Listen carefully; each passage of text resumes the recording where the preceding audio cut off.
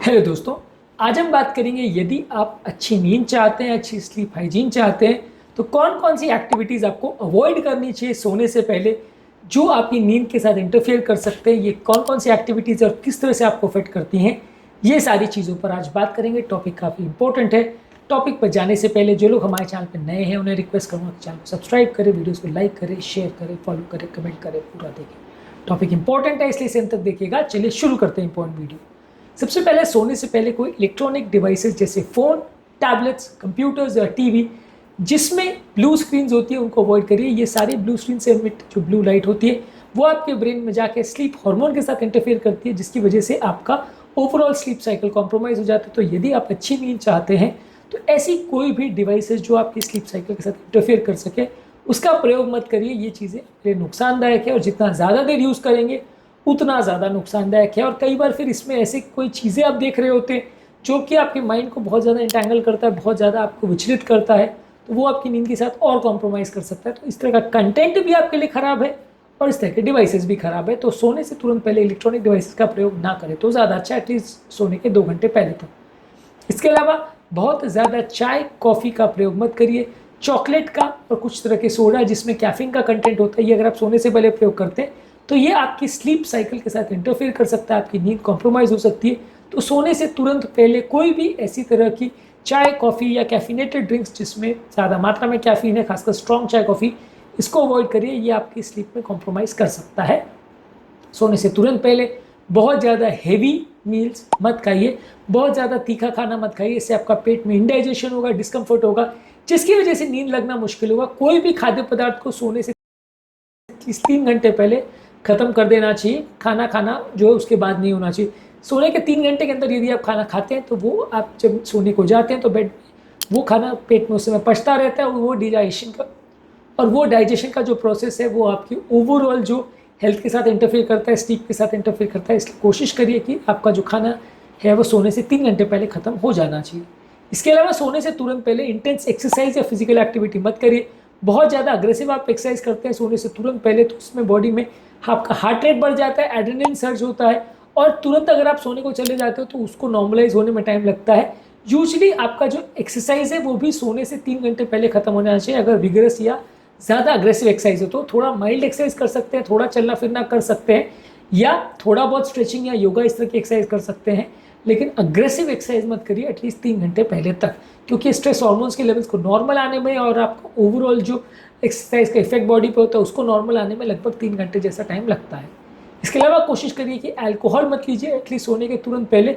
ये आपकी स्लीप की क्वालिटी के साथ इंटरफेयर कर सकता है, आपकी स्लीप साइकिल के साथ इंटरफेयर कर सकता है। इसलिए सोने के तुरंत टाइम अल्कोहल का प्रयोग मत करिए, ये ज़्यादातर आपके सोने के साइकिल के साथ इंटरफेयर कर सकता है।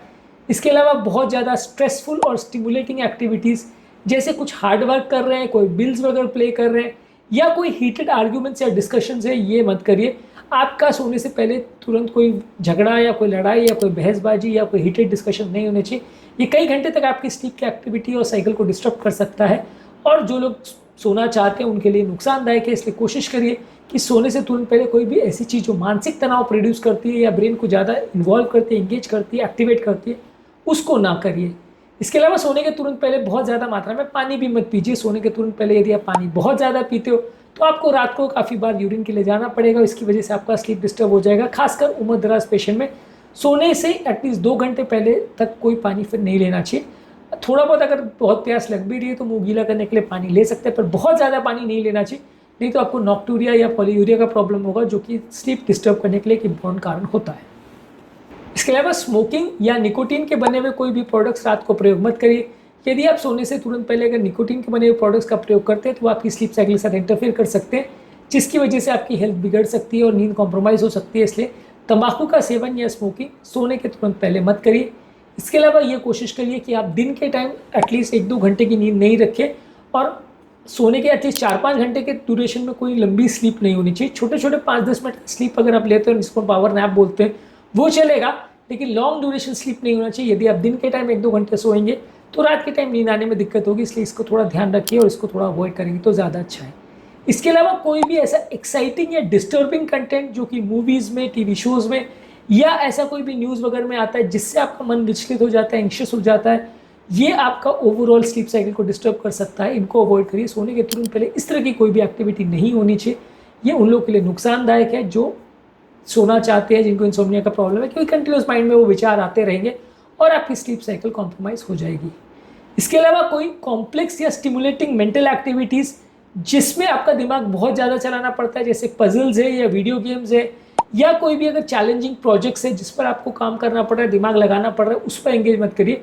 यूजली कोशिश ये करें कि ऐसी चीज़ों में इन्वॉल्व रहिए जिसमें आपका माइंड बिल्कुल शांत रहे, शिथिल रहे, या कोई हॉबीज़ है, कोई पेंटिंग है, कोई इस तरह का एक्टिविटी को करिए तो इसमें आपको दिमाग बहुत ज़्यादा यूज़ नहीं करना पड़े। इस दौरान अगर आप पूरा कॉन्सेंट्रेशन करके क्रॉसवर्ड पजल सॉल्व कर रहे हैं या पूरा ऑफिस का काम आप रात को लेके बैठे हैं तो नींद आने में उल्टा दिक्कत होगी। हाँ, एक स्टेज ऐसा आता है कि आदमी बोर होकर सो जाएगा, पर वो नॉर्मल स्लीप नहीं होती है। तो इसलिए थोड़ा कोशिश करिए कि एंगेजिंग एक्टिविटीज़ या स्टिमुलेटिंग एक्टिविटीज़ थोड़ा कम करिए। सोने से तुरंत पहले कोई भी शुगर वाले ड्रिंक्स मत लीजिए। शुगर वाले ड्रिंक्स सडनली शुगर के फ्लक्चुएशंस करते हैं, जिसकी वजह से आपका नींद लगना मुश्किल हो जाता है। खासकर सोडा या एनर्जी ड्रिंक्स सोने के तुरंत पहले अगर आप इनको लेते हैं तो आपकी स्लीप साइकिल के साथ इंटरफेयर कर सकते हैं, तो आपको अवॉइड करना चाहिए।